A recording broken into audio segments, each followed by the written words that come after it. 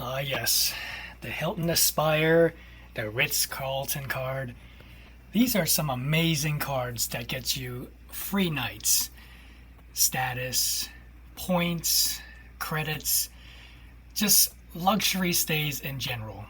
But for us mere mortals who can't afford these luxury cards, we simply don't have an arm, a leg, or a kidney to offer. So, what do we have? Well, we have what I consider the budget bunch. There are cards like the IHG Premier, the personal and the business cards. There are cards such as the Marriott Bonvoy Boundless and the Marriott Bonvoy Business. There are also other cards such as the Wyndham Rewards Earners Business and the World of Hyatt credit card. Now, each of these cards, they have relatively low annual fees. The highest one is, in fact, is the Marriott Bonvoy Business, and that being a business card with $125 annual fee, everything else at the $95 range. And these cards, after their first anniversary, each give you a free night. Now, these free nights are obviously not as great as the Hilton Aspire or the Ritz-Carlton card, but they do have their use cases. So in this video, I'll be discussing possible strategies to earn maximum value for budget free night award cards with minimum annual fees. Now, one of the simplest routes you can go is the IHG Dual, which I like to call.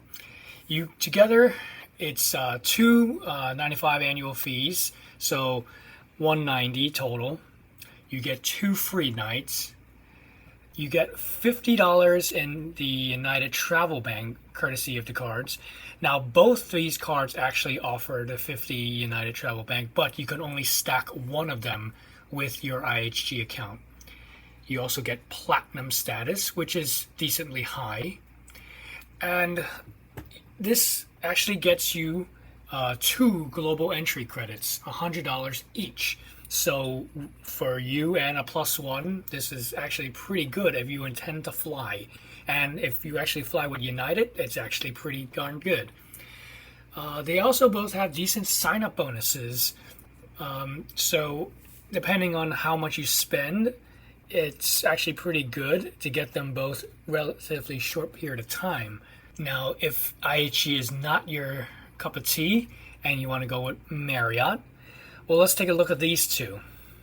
You got the Boundless and the Amex Business.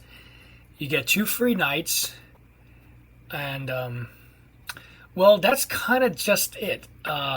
There's a unusual term that these cards have. Because Chase and Amex both have these Marriott cards, you can only receive the sign-up bonuses for one of them, and then you will be locked out of the other issuers' ecosystem bonuses for 2 years.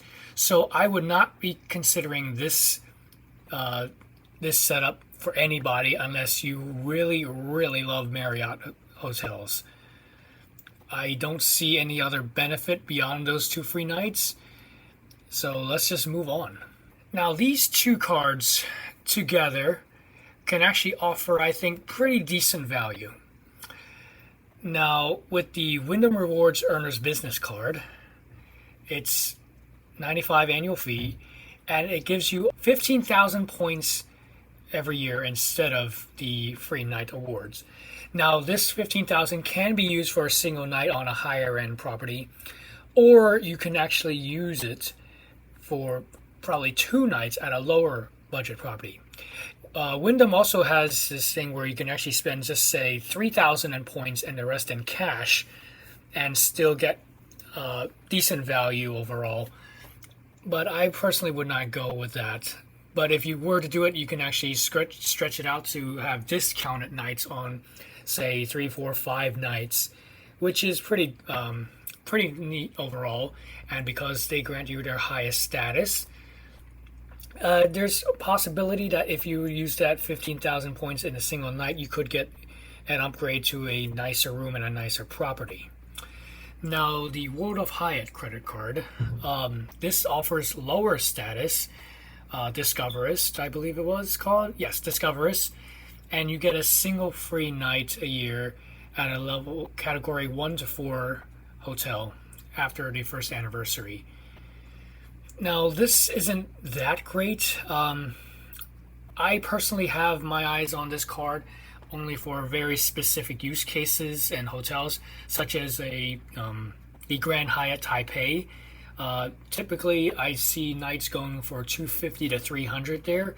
So this particular free night would be very valuable at that location, but your mileage may vary. There are no travel perks that are of note, no TSA pre-check, nothing of that sort.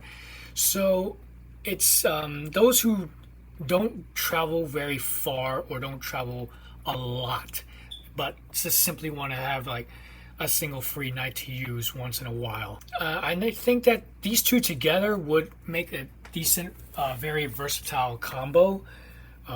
For the Hyatt, it gets you low to mid-tier hotels at certain locations, and for locations that are not available to be used with Hyatt, you can simply fill in with Wyndham hotels.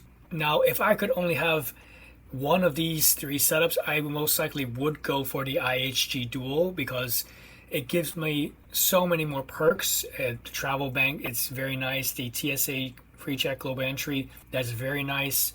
Now, if I was traveling a whole lot and I needed a lot of budget stays, I think the Wyndham Rewards and the World of Hyatt combo would be more flexible for what I would need in such a situation like that.